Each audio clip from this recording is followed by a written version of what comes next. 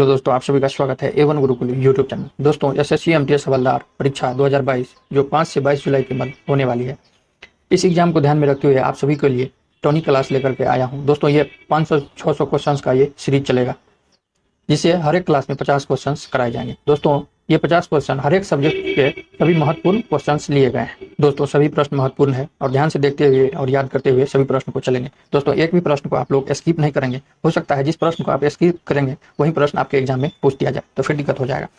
दोस्तों, आज के इस वीडियो में टॉनिक क्लास नंबर 1 कंप्लीट करने वाले हैं। तो चलिए आज बिना देरी किए हुए आज के सेशन स्टार्ट करते हैं। स्टार्ट करने से पहले जो लोग हमारे चैनल पहली बार आए हैं, चैनल को सब्सक्राइब कर ले और बेल आइकन प्रेस कर ले, ताकि आगे का वीडियो का नोटिफिकेशन आपको सबसे पहले मिले। चलिए आज के फर्स्ट क्वेश्चन की तरफ चलते हैं। पहला प्रश्न है, पृथ्वी पर दिन और रात होते हैं। पृथ्वी पर दिन और रात किसके कारण होते हैं? दोस्तों, पृथ्वी पर दिन और रात पृथ्वी के घूर्णन के कारण होता है। पृथ्वी का भाग जो सूर्य के सामने होता है उधर दिन और विपरीत दिशा में रात होती है, तो इसे ही दैनिक गति के कारण कहते हैं। तो ऑप्शन ए करेक्ट हो जाएगा। पृथ्वी पर दिन और रात दैनिक गति के कारण, पृथ्वी के घूर्णन के कारण होता है। ऑप्शन ए करेक्ट हो जाएगा। नेक्स्ट क्वेश्चन है, सबसे बड़ा ग्रह कौन सा है? दोस्तों, सबसे बड़ा ग्रह कौन सा है? तो सबसे पहले जान लेते हैं कि कितने ग्रह हैं। तो हमारे सौरमंडल में कुल 8 ग्रह है। कौन कौन सा है? बुध है, शुक्र है, पृथ्वी है, मंगल है, बृहस्पति है, शनि है, अरुण है और वरुण है। जिसमें से बृहस्पति सबसे बड़ा ग्रह है और बुध सबसे छोटा ग्रह है। सबसे बड़ा ग्रह कौन सा है? तो बृहस्पति है। ऑप्शन ए करेक्ट हो जाएगा। नेक्स्ट क्वेश्चन है, सबसे छोटा ग्रह कौन सा है? तो सबसे छोटा ग्रह बुध है। सबसे छोटा ग्रह बुध है। ऑप्शन सी करेक्ट हो जाएगा। नेक्स्ट क्वेश्चन है, अबुलहाशा धारा किस महासागर में बनती है? अबुलहाशा धारा किस महासागर में बनती है? तो यह हिंद महासागर में बनती है। ऑप्शन बी करेक्ट हो जाएगा। नेक्स्ट क्वेश्चन है, पृथ्वी का सबसे भीतर वाला भाग कोड किसका बना होता है? पृथ्वी का भीतर वाला भाग कोड किसका बना होता है? पृथ्वी का आंतरिक संरचना 3 परतों से बना होता है। दोस्तों, पृथ्वी का आंतरिक संरचना, पृथ्वी के आंतरिक संरचना 3 परतों से बना हुआ है। कौन कौन सा है? क्रस्ट है, मेटल है, मेंटल और तीसरा है कोर। कोर किसका बना होता है? क्वेश्चन में पूछ रहा है कोर किसका बना होता है, तो यह है लोहा और निकेल का बना होता है। कोर लोहा और निकेल का बना होता है। ऑप्शन डी करेक्ट हो जाएगा। ऑप्शन डी करेक्ट हो जाएगा। नेक्स्ट क्वेश्चन है, मैग्नीज के उत्पादन में भारत का दूसरा स्थान है। प्रथम देश कौन सा है? मैग्नीज के उत्पादन में प्रथम देश कौन सा है? तो वह है रूसी संघ। अब मैग्नीज के उत्पादन में भारत का कितना स्थान है? तो दूसरा स्थान है। इसे भी याद रखिएगा। नेक्स्ट क्वेश्चन है, निम्नांकित में कौन सा देश कोयले का सबसे बड़ा उत्पादक है? कोयले का सबसे बड़ा उत्पादक देश कौन सा है? तो यह कौन है? तो अमेरिका है। कोयले का सबसे बड़ा उत्पादक देश कौन सा है? तो अमेरिका है। दोस्तों, यह भी क्वेश्चन पूछ सकता है, भारत में सबसे ज्यादा कोयला कहां से, किस राज्य से निकाला जाता है? तो भारत में सबसे ज्यादा कोयला झारखंड से निकाला जाता है। झारखंड से निकाला जाता है। ऑप्शन सी करेक्ट हो जाएगा। नेक्स्ट क्वेश्चन है, इनमें किसको जापान का मैनचेस्टर कहा जाता है? इनमें किसको जापान का मैनचेस्टर कहा जाता है? तो ओसाका को जापान का मैनचेस्टर कहा जाता है। ऑप्शन ए करेक्ट हो जाएगा। नेक्स्ट क्वेश्चन है, भारत के स्वतंत्रता संघर्ष के दौरान डेक्कन एजुकेशन सोसाइटी नामक संस्था की स्थापना किसने किया था? भारत के स्वतंत्रता संघर्ष के दौरान डेक्कन एजुकेशनल सोसाइटी नामक संस्था की स्थापना किसने किया था? यह बाल गंगाधर तिलक जी ने किया था। बाल गंगाधर तिलक जी ने किया था। इसका राइट ऑप्शन सी करेक्ट हो जाएगा। नेक्स्ट क्वेश्चन है, 1857 के गद्दर के समय भारत का गवर्नर जनरल कौन था? 1857 के क्रांति के समय भारत का गवर्नर जनरल कौन था? तो वह लॉर्ड कैनिंग थे। कौन था? तो लॉर्ड कैनिंग थे। ऑप्शन ए करेक्ट हो जाएगा। नेक्स्ट क्वेश्चन है, भारत भारतीयों के लिए नारा किस संस्था ने दिया था? भारत भारतीयों के लिए नारा किस संस्था ने दिया था? तो यह आर्य समाज ने दिया था। आर्य समाज ने दिया था। दोस्तों, आर्य समाज की स्थापना किसने किया था? आर्य समाज की स्थापना दयानंद सरस्वती जी ने किया था। तो इसे भी याद रखिएगा। सरस्वती जी ने किया था। इसे भी याद रखिएगा। इस क्वेश्चन का right answer option B correct हो जाएगा। नेक्स्ट क्वेश्चन है, विंध्याचल और सतपुरा पहाड़ियों के बीच होकर बहने वाली नदी कौन सी है? विंध्याचल और सतपुरा पहाड़ियों के बीच से होकर बहने वाली नदी कौन सी है? तो वह नदी कौन सी है? तो वह नर्मदा नदी है। ऑप्शन ए करेक्ट हो जाएगा। नर्मदा नदी। ऑप्शन ए, विंध्याचल और सतपुरा के पहाड़ियों के बीच से बहने वाली नदी है। ऑप्शन ए करेक्ट हो जाएगा। नेक्स्ट क्वेश्चन है, इन्वेस्टर प्रोडक्शन फंड किस संस्था ने स्थापित किया था? इन्वेस्टर प्रोडक्शन फंड किस संस्था ने स्थापना किया था? तो वह सेबी ने स्थापना किया था। सेबी का फुल फॉर्म क्या होता है? Securities and exchange board of India. Securities and exchange board of India इसका फुल फॉर्म होता है। ऑप्शन सी इस क्वेश्चन का राइट आंसर हो जाएगा। नेक्स्ट क्वेश्चन है, कुंडापुर एवं करवार कच्छ वनस्पति स्थान कहाँ स्थित है? कुंडापुर एवं करवार कच्छ वनस्पति स्थान कहाँ स्थित है? तो वह कहाँ स्थित है? तो वह कर्नाटक राज्य में स्थित है। ऑप्शन बी करेक्ट हो जाएगा। नेक्स्ट क्वेश्चन है, भारत की प्रथम बहुउद्देशीय परियोजना किस नदी पर बनाई गई है? भारत की प्रथम बहुउद्देशीय परियोजना किस नदी पर बनाई गई है? तो यह दामोदर नदी पर बनाई गई है। ऑप्शन सी करेक्ट हो जाएगा। नेक्स्ट क्वेश्चन है, भारत में प्रथम स्थापित परमाणु संयंत्र एटॉमिक प्लांट कौन सा है? एटॉमिक प्लांट कौन सा है? तो यह तारापुर परमाणु संयंत्र है। तारापुर परमाणु संयंत्र है। ऑप्शन ए करेक्ट हो जाएगा। नेक्स्ट क्वेश्चन है, यूनाइटेड किंगडम यूके में शामिल है, तो वह कौन कौन शामिल है? तो इंग्लैंड तथा उत्तरी आयरलैंड शामिल है। ऑप्शन ए करेक्ट हो जाएगा। नेक्स्ट क्वेश्चन है, आगरा शहर को किसने बसाया था? आगरा शहर को किसने बसाया था? तो यह सिकंदर लोदी ने बसाया था। दोस्तों, लोदी वंश का संस्थापक कौन था? तो लोदी वंश का संस्थापक बहलोल लोदी था। इसकी स्थापना 1451 में बहलोल लोदी ने स्थापना किया था। दोस्तों, दिल्ली सल्तनत का लोदी वंश अंतिम वंश था। लोदी वंश अंतिम वंश था, इसे भी आप लोग याद रखिएगा। नेक्स्ट क्वेश्चन है, राष्ट्रीय प्रतीक के नीचे भाग में उत्कीर्ण शब्द सत्यमेव जयते किस संदर्भ में लिखे गए? किस संदर्भ से लिए गए हैं? तो यह मुंडकोपनिषद से लिए गए हैं। दोस्तों, इस तरह से पूछ सकता है, सत्यमेव जयते किस उपनिषद से लिए गए हैं? तो यह मुंडकोपनिषद से लिए गए। ऑप्शन सी करेक्ट हो जाएगा। नेक्स्ट क्वेश्चन है, अशोक के शिलालेख की लिपि क्या है? अशोक के शिलालेख की लिपि क्या है? तो वह ब्राह्मी लिपि है। ब्राह्मी लिपि। ऑप्शन बी करेक्ट हो जाएगा।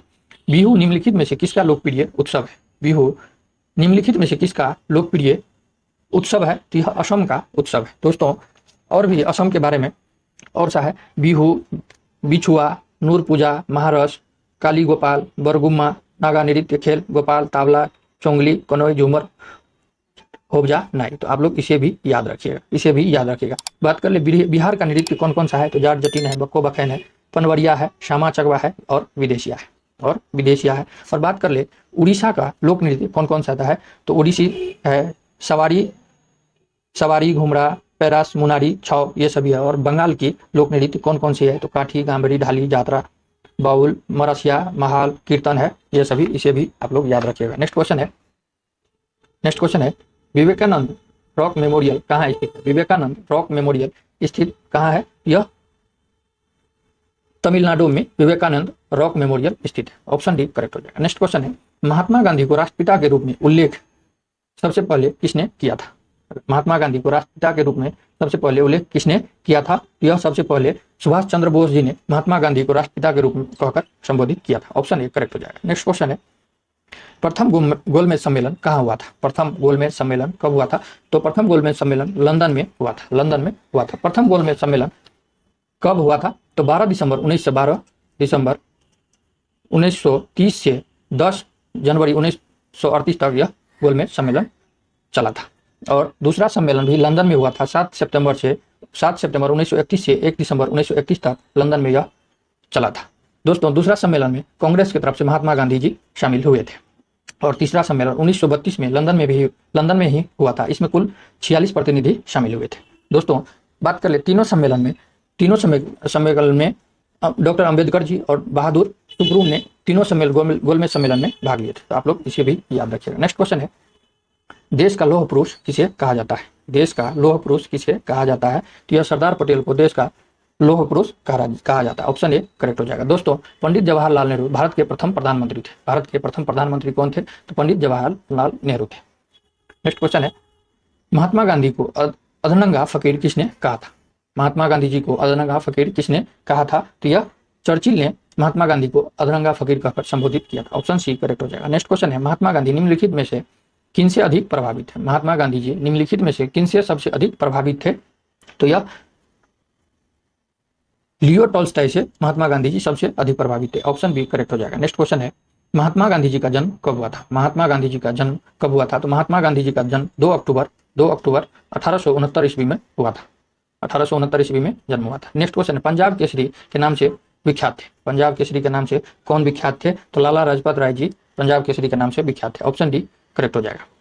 दोस्तों, बात कर ले गुरु नानक देव जी का, तो सिख धर्म का संस्थापक कौन थे? सिख धर्म का संस्थापक गुरु नानक जी थे। और गुरु गोविंद जी सिख धर्म के 10वें गुरु थे और गुरु नानक जी संस्थापक थे।